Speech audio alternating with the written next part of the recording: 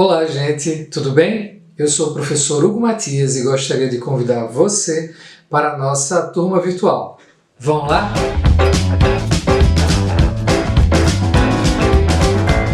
Olá, gente, tudo bem? Estamos aqui para mais uma aula. Dessa vez nós vamos estudar um pouco sobre personalidade, ok? Vamos lá?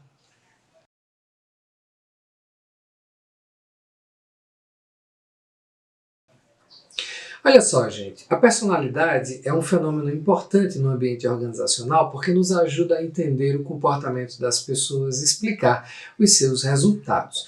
E aí a gente precisa entender a personalidade, que não é um conceito simples, na verdade, bastante complexo. Nós sabemos, por exemplo, que a personalidade, a despeito de que isso possa parecer estranho, ela sofre efeito de fatores biológicos, como, por exemplo, a nossa genética, a nossa neurofisiologia.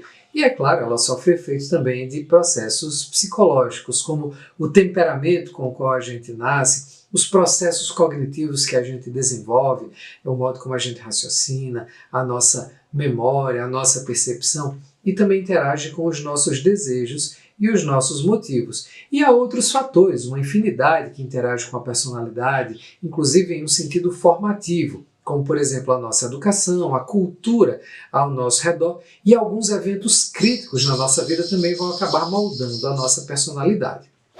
Olha, para a gente seguir, talvez seja importante definir personalidade.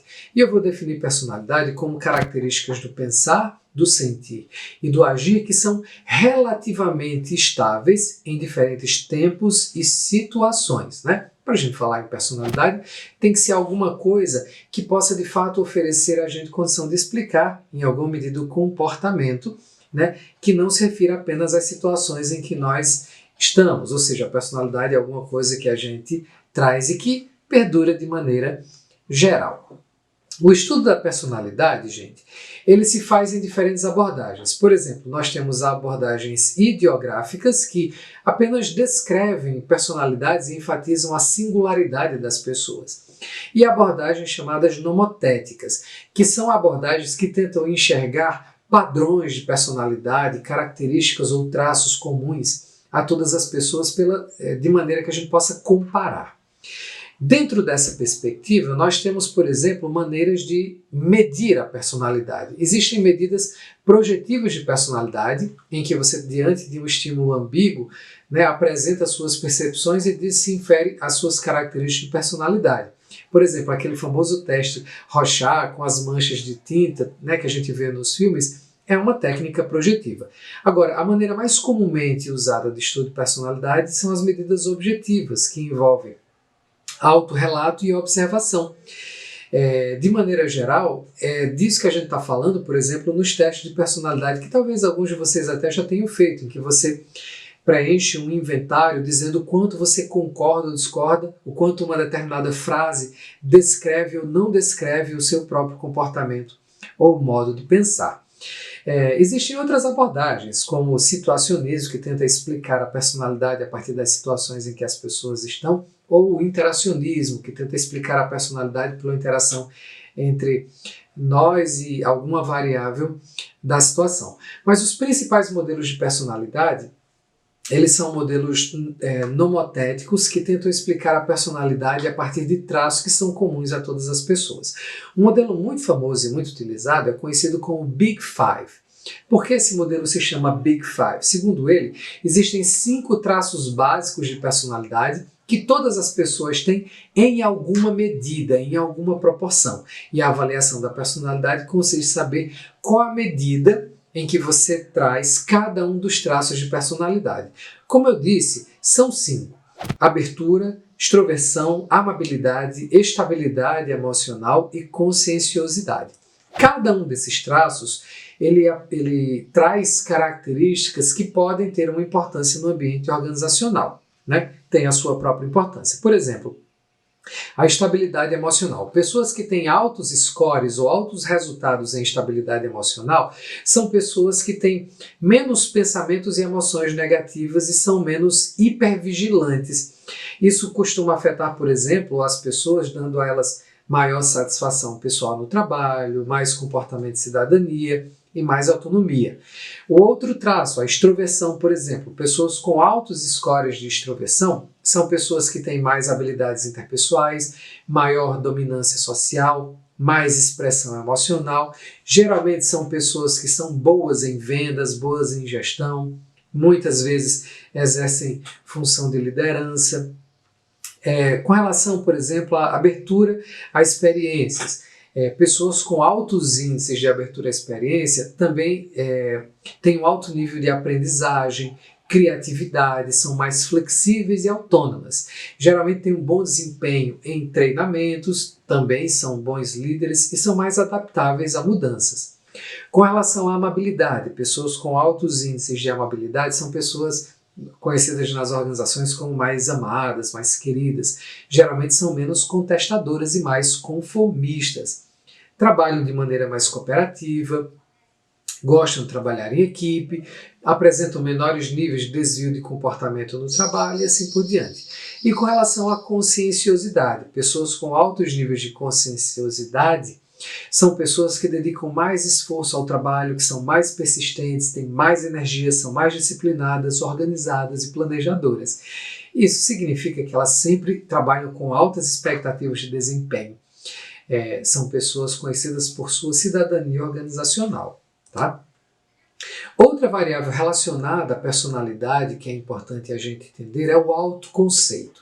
O autoconceito tem a ver com crenças e avaliações que nós fazemos acerca de nós mesmos. E algumas características são importantes do autoconceito. Por exemplo, elas são geralmente complexas porque envolvem várias categorias que interagem de muitas maneiras. Geralmente a gente busca coerência, né, entre traços e valores que são similares dentro do nosso próprio conjunto de crenças e valores pessoal. E isso é bom quando a gente tem clareza com relação ao nosso autoconceito, quando as nossas características, né, como nós as pensamos, são bem definidas, claras e principalmente estáveis. Essas características estruturais do nosso autoconceito, elas vão afetar, por exemplo, a nossa adaptabilidade, o nosso bem-estar. Um autoconceito, quando ele é complexo, estável e claro, como a gente acabou de dizer, isso também ajuda, né? O contrário é interessante, quando tem baixa complexidade, pouca estabilidade e clareza, isso torna as pessoas muitas vezes rígidas e inflexíveis. E à medida que nós envelhecemos, os conceitos que a gente tem sobre nós mesmos vão se tornando claros e estáveis, como era de se esperar. Outra coisa interessante sobre a relação entre autoconceito e comportamento tem a ver com algumas tendências que a gente tem. Por exemplo, nós temos uma tendência à autovalorização, ou seja, a promoção e a proteção de uma visão positiva de nós mesmos. E pessoas que têm muito isso, que têm muito essa tendência de autovalorização, são pessoas que mais facilmente se ajustam as situações, que cultivam boa saúde física e mental, mas muitas vezes tomam decisões ruins baseadas em uma superestima de si mesmas. Elas acham que são mais capazes do que realmente são. Outra coisa interessante é que nós tendemos à autoavaliação sempre. E da nossa avaliação faz parte, por exemplo, a autoestima. Pessoas com alta autoestima são menos influenciáveis, são mais racionais e tendem a persistir mais apesar de fracassarem em algum momento. Mas além da autoestima, nós temos também a autoeficácia, que é aquela atitude de que você é capaz de fazer. Isso acaba sendo muito positivo em ambiente organizacional. E outra coisa que faz parte da autoavaliação é conhecido como centro de controle. Tem pessoas que acham que o centro de controle é externo, ou seja, são pessoas que acham que o que acontece na vida delas é, na verdade, efeito do destino, de alguma coisa que é exterior a elas. Mas as pessoas que acham que o centro de controle da sua vida é interno, ou seja, elas acham que elas estão no controle da sua vida, geralmente têm uma autoavaliação positiva, geralmente são pessoas mais bem-sucedidas, tendem a liderar, são pessoas mais motivadas e satisfeitas.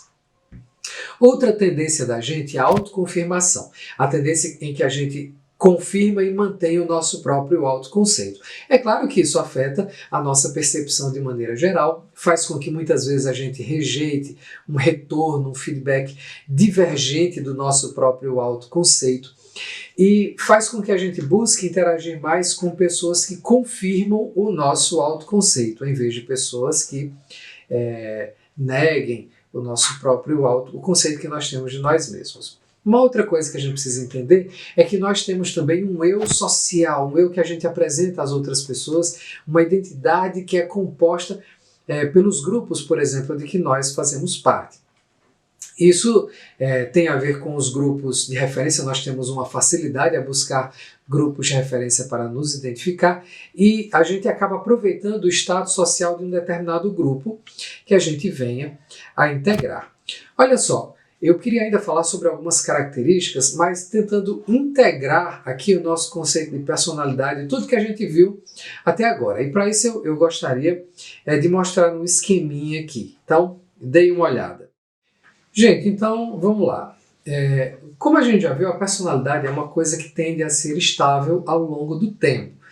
Agora sim, ela se torna estável a partir de um certo momento, né? Ao contrário do que a gente ouve, que a personalidade está formada aos 7 anos de idade, na verdade ela vai se estabilizar lá pela casa dos 30 anos, quando na nossa vida as coisas mais impactantes provavelmente já aconteceram. Quando a gente pensa na personalidade, a gente precisa levar em consideração que há aspectos variáveis e invariáveis na nossa própria vida que afetam a nossa personalidade. Então nós já falamos, por exemplo, que a personalidade ela tem bases biológicas, que envolvem basicamente algumas tendências que nós já mencionamos, como abertura, extroversão, amabilidade, estabilidade, conscienciosidade. Isso vai afetar a nossa biografia objetiva, que são as coisas que a gente faz e que nos acontecem ao longo da nossa vida, às quais a gente reage, né, e que são registradas de alguma maneira, né? As mudanças na nossa carreira escolar, os acontecimentos da nossa carreira escolar, da nossa carreira familiar e da nossa carreira no trabalho, né? O nosso comportamento vai sendo registrado de várias maneiras, o nosso prontuário médico e assim por diante.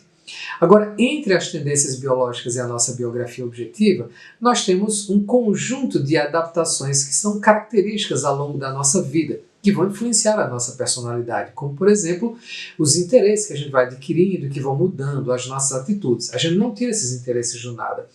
A cultura ao nosso redor nos oferece possibilidades, alternativas, às quais a gente vai aderindo, e isso é uma mediação entre as nossas tendências básicas e a nossa biografia objetiva. Agora notem que à medida que a nossa biografia objetiva ela vai se formando, isso também vai gerando outras características, outras adaptações na nossa vida. Inclusive vai também afetando e formando o nosso autoconceito, que é composto pelos nossos autoesquemas, ou seja, como a gente vai pensar que é a nossa vida, como a gente vai categorizando o nosso próprio comportamento, as nossas próprias reações e os nossos mitos pessoais, ou seja, aquela história que a gente conta que de alguma maneira explica a pessoa que nós somos. Isso também vai ser efeito das adaptações características pelas quais a gente passa na nossa vida. E essas adaptações, elas também produzem um efeito sobre si mesmas, elas se retroalimentam, elas são influenciadas pelas tendências básicas e se retroalimentam. Tem uma outra coisa que interage com tudo isso, que são as influências externas, né? Normas culturais, eventos na nossa vida, situações específicas como se casar, ter filhos, o primeiro emprego, o vestibular, sei lá, quando tinha, né? Agora é Enem. Enfim, todas essas coisas tanto interagem com os nossos interesses e as nossas atitudes, como também com a nossa biografia objetiva. Para a gente finalizar, tem uma última coisa.